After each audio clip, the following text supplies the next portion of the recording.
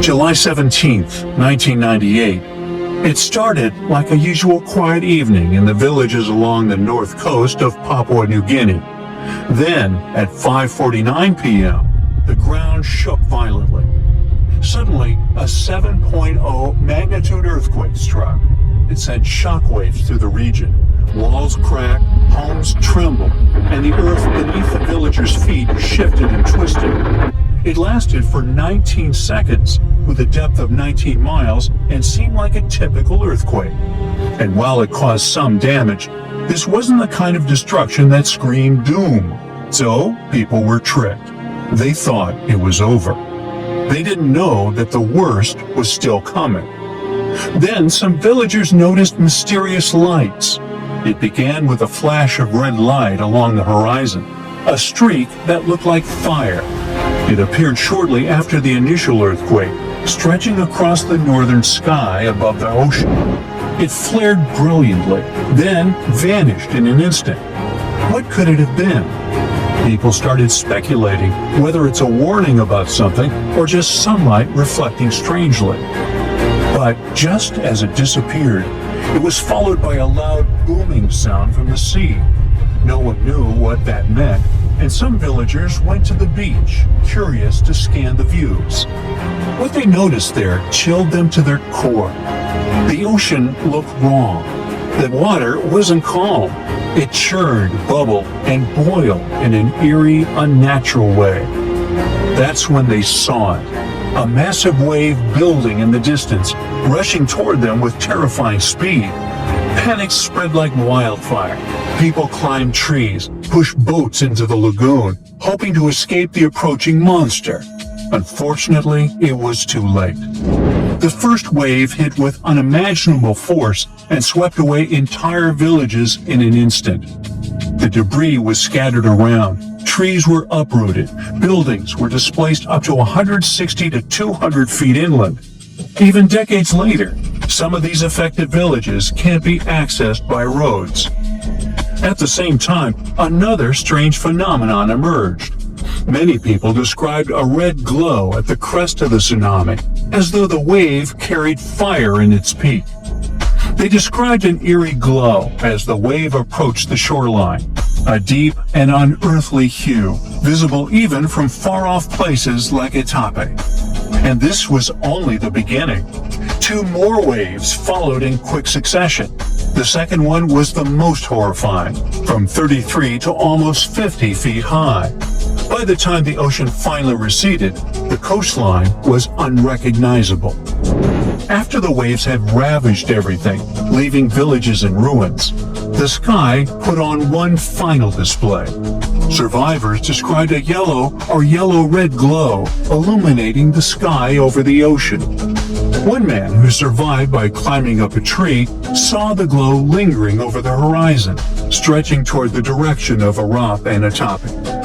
At Malol, the Sisters of the Mission looked out to the sea and were stunned by the surreal calm of the golden water. It was still as glass and lit by this unearthly glow. The glow was so vivid, it lit up the entire devastated landscape. Luckily, this allowed survivors to begin searching for their missing loved ones. A lot of people believe these lights were supernatural, an omen of sorts. This event ended up being catastrophic, sudden, and unpredictable. The Royal Australian Air Force responded immediately, sending in planes with relief supplies. People started an investigation. What exactly caused this disaster? Turns out, this tsunami wasn't like most others. Tsunami waves are very different from regular ones. We usually imagine huge breaking waves next to the beach. But they might first look like the water is rushing away from the shore. Stay vigilant, because this is a warning sign. The water will come back very quickly and rise like a massive tide, often with devastating force. Rarely they come alone. They often arrive in a series, destroying everything along the coastline. They happen when a large amount of water in the ocean or a big lake gets suddenly pushed out of place. The main causes are usually earthquakes, which happen when the Earth's tectonic plates shift suddenly under the ocean. They start lifting or lowering the seafloor, and this pushes the water above it, causing huge waves.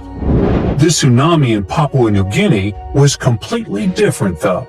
At first, scientists thought that it was caused by the Australian and Pacific tectonic plates slipping against each other. But it turned out that the earthquake itself wasn't the problem. It really was pretty small. However, it had triggered a massive underwater landslide.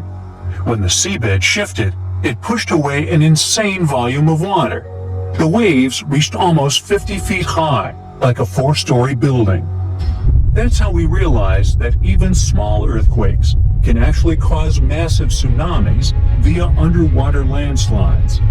What's even worse is that tsunamis like this can happen with little or no warning, simply because the earthquake alarms don't go off. But what about that bubbling and boiling of water that people saw? Turns out, this was the release of underwater gases. Beneath the ocean floor, there are pockets of gas trapped in the sediments. For example, methane, which is often found in oil and gas fields, or hydrogen sulfide, a gas that smells like rotten eggs. During the earthquake, the seabed probably cracked or shifted, releasing these gases into the water. This caused bubbling or boiling. The water might have heated in some areas. People mentioned that the waves felt hot and even stung their skin. The chemicals in it most likely made things even worse, irritating their skin. These gas eruptions might also have played a role in making the tsunami stronger. Maybe they were the ones that loosened the sediments that caused the underwater landslide, or pushed the water up when the gas escaped. It's like shaking up a bottle of soda. If the pressure releases suddenly, it causes a huge reaction. But what about the strange lights? Well, that's more complicated. There's a phenomenon called earthquake lights. They happen all around the world, flashes, glows, or aurora-like effects. Although they're usually white, bluish, or even multicolored, sometimes these lights last seconds, sometimes up to tens of minutes, at any point in an earthquake. If we go by their description, then the first red flash could have happened because of electricity. Earth's crust is full of quartz and similar stuff that can release electricity under pressure. When the earthquake shook the ground, all that electricity traveled up into the air.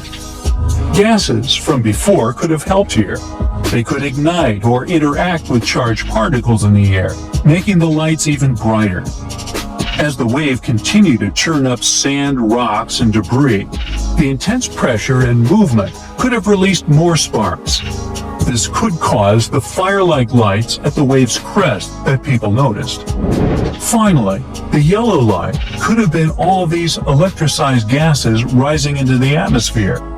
Methane and other gases interacted with Earth's magnetic field and created something like aurora borealis. But these are all speculations. The most heartbreaking part of the story is that tragedy in Papua New Guinea was preventable. Scientists knew the tsunami was coming, though it arrived earlier than they expected. The first wave struck between 10 and 25 minutes after the earthquake, about 5 minutes earlier than models showed. That means that it started somewhere close to the shore. The reason no one evacuated in time was simple. Local people didn't have a tsunami warning system or even enough knowledge about tsunamis to understand that an earthquake might lead to one, or why the water was acting weird. Things like that haven't happened in Papua New Guinea in over 60 years. But this was a wake-up call. From this immense tragedy came lessons and resilience. A year after the disaster, all the surviving locals watched a documentary that explained what had happened and taught them what to do if it ever happened again. This effort saved lives because the story did happen again. A similar earthquake and tsunami struck the nearby island of Vanuatu in November 1999. But this time, the villagers were ready. They remembered what they had seen in the film. Instead of panic, they acted quickly, and luckily, hundreds of lives were saved. Now, tsunami warning systems are everywhere in developed areas. They can send alerts to people via sirens, text messages, or broadcasts as soon as a potential tsunami is detected.